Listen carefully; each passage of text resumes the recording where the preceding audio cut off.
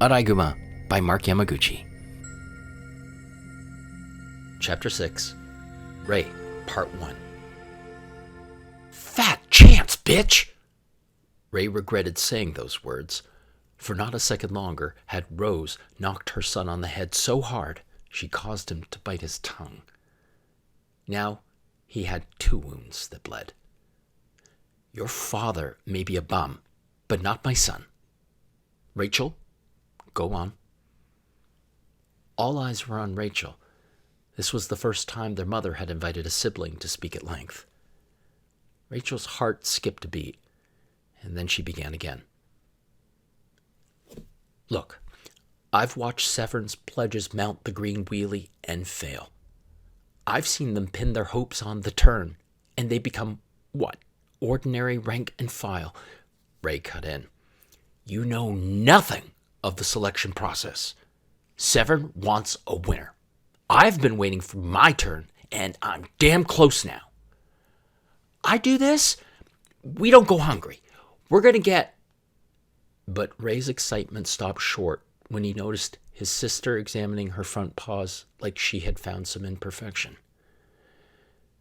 Ray, Severn isn't expecting winners. Do you think he's smiling because he's trying to console the fathers for giving up their sons to him? Rachel's suspicions weren't far off the mark. Severn's pledging system was an elaborate ploy to recruit the strongest and most ambitious young males from the city's neighborhoods, far and wide. The green wheelie that Severn and his inner coterie had confiscated struck awe in the raccoons who saw inside of it. Since Severn had mastered the green wheelie, he was as clever as the walkies, and therefore he called the shots. Only one other raccoon, his closest advisor, had been taught the green wheelie's secret. Nobody dared disagree with this arrangement. In the hours of the morning, Severn would leave the lid open so that the fresh scraps inside the green wheelie made the pledges salivate. Because they could look but not touch, many were desperate to win the competition and risked lingering after the order was given to go home. The young males were left to fantasize about their turn. The following evening, the pledges would wake up, leave their dens in haste, and arrive to find the green wheelie had had its lid locked shut. Rachel wondered how her father had become wrapped up in Severn's operation. Her father was nothing like him. Severn was of average build and looked svelte next to her father. And Severn seemed wiser given his proclivity for words, whereas Rachel's father had struggled to hold conversation with one raccoon at a time. While Severn had made many covet the turn, he wasn't infallible, and there were murmurings of raccoons on the outskirts who did not share Severn's promise of largesse. Severn viewed these raccoons as country bumpkins, who were at the mercy of a fluctuating supply of food. These simpletons had no appreciation for words either. Words could impart the values of solidarity and explain concepts like opportunity cost. My boys, Severn would bellow with gravitas, there's a turner among you yet. Don't be discouraged. Your fathers can rejoice you were pledged, and now, by my side, look around you. The dejected young male raccoons and their fathers would likely have succumbed to the pangs of hunger and the humiliation of failure had it not been for Severn's call to arms. For this was more than a distinguished brotherhood. This was an anthem for modernity, to rise above their subsistence way of life and petty customs. Scavengers no more! Our collective deters predators. Our alliance means we own the night. Our communion defies the walkies' expectations. Severn would finish his grandiose speeches by taking a dig at the walkies. Then the fathers of the failed pledges would rush the stage, Severn's inner guard held the line, and the pleas for second chances would go unacknowledged. Severn would exit the stage as gracefully as he had entered it. The inner guard of 12 raccoons would open and close around him like a curtain. It was made up of 8 well-built sentries and 4 large advisors, standing between the crowd of onlookers and the darkness of Severn's private chamber. The evening ceremonies would come to a close when Severn's 4 advisors brought forth an opened green wheelie, stocked with a king's ransom. Ray's father was counted among the advisors, and they were the only other raccoons allowed to touch the green wheelie. The 8 sentries faced outwards and formed an outer arc, which created suspense until the advisors dragged out the green wheelie. Once on display, Ray's father and another advisor would take positions on opposite flanks to intercept anyone trying to sneak a look from the side. A third advisor watched Severn's back in case of an ambush, which left just one advisor to look upon the green wheelie as freely as Severn did. This advisor was Severn's confidant, second in command, and his name was Seth. It was Seth's job to call upon a pledge each night, to try his luck and open the green wheelie. One by one, night after night, the pledges would fail. Young males have a particularly voracious appetite, and they are easily intoxicated when in proximity of the spoils.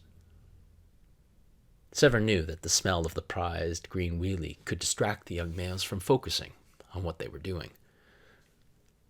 Seth would waste no time and corral the dejected males into battalion academies run by the sentries. The sentries would repeat Severn's words and praise the father's sense of duty and that they could be very proud of pledging their sons. The sentries would then dutifully report their numbers to the advisors. One evening, Severn called Ray's father to his side for a private chat after Ray and some other pledges left to go back home. Severn knew Ray's father would leave his post from time to time to speak with the son briefly before sending him on his way. Ray's father was unaware that Severn would gaze upon his physique. The other advisors were not as tall nor as large in the paw. But the other advisors were not to be underestimated, because they were skilled in combat, and they never strayed far from their master. Seth protested against Severn's invitation for Ray's father to join him, until Severn loudly, if not clumsily, cajoled him. Come, young Ray, we'll soon perform the rite of passage, and make you wish he was your boy. At this, Ray's father could not conceal his pleasure at hearing Severn's compliment. Severn continued, I have faith in that boy of yours. He's been endowed with your size. He has the same determination I saw in you when we found you still collecting nuts. When the advisors cackled, Severn closed the gap between them with lightning speed. Their lives were on the line if looks could kill. Go! Bring us the victuals. Lock the green wheelie and leave us. Seth was smarting from being excluded, yet he dared not upset his master, and did as he was told. Severn resumed once the advisors left the chamber. You know, we animals mostly live in the present, in the now. But it's a mixed blessing, and if we don't gain mastery over it, we are forever someone else's servant, or their dinner. Severn's chilling laugh made Ray's father wish he could have walked home with his son to strategize about the turn, to laugh about the other pledges' fathers who cheered a bit too much, and to hear about the family. Ray's father would ask about Rachel's mother and whether Rose could rely on their daughter to watch out for the young pups Rory and Ralph. Somehow, Ricky wasn't going to be the son he had hoped for. He could talk to Ray about that, too, and tell him there was no rivalry for his affection there. Severn noticed how his favorite bodyguard was no longer present. Instead of rebuking him, Severn paused and then continued. Tell me something. Do you know why you're an advisor when you're really more of a sentry? Severn sat back and then pointed his wiry finger at Ray's father. When I discovered you weren't one to talk.